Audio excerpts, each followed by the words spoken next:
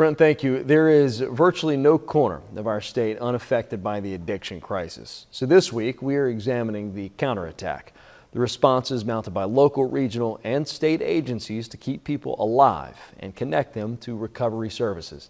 Tonight, Leanna Scacchetti gives an examination of a valuable tool in the fight, peer recovery specialists.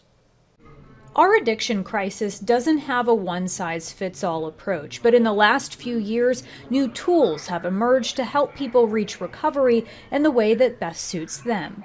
I think we've moved from a position of trying to think that we can eradicate all of the drugs coming into the country to understanding that people that are sick need help.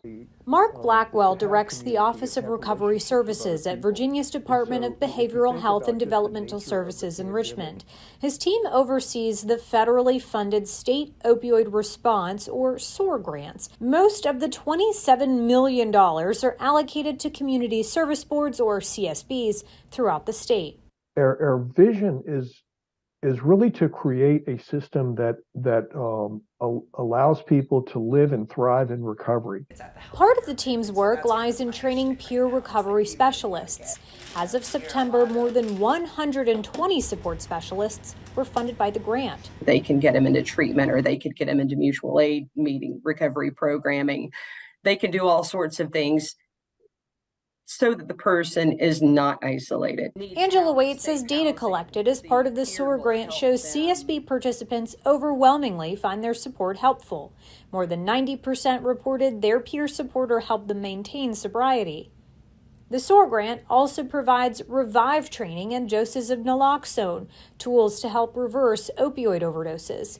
In 4 years, the grant funded the distribution of 53,000 naloxone kits statewide. It's part of the growing harm reduction method aimed at keeping people alive long enough to reach recovery. It's just a game changer. That and medication-assisted treatment have been total game changers on the scene.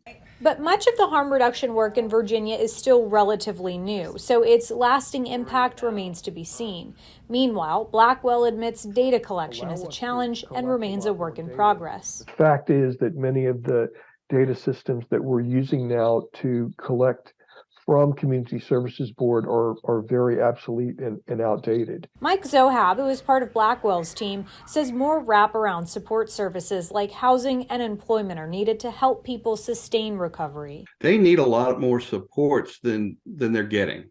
And we do have some wonderful programs here and there across the state, but we need consistency. But they feel strongly harm reduction and the support of peers goes a long way into helping people reach a life of recovery. As a person in long-term recovery myself, that gives me so much hope that the peers that are out there are doing amazing work.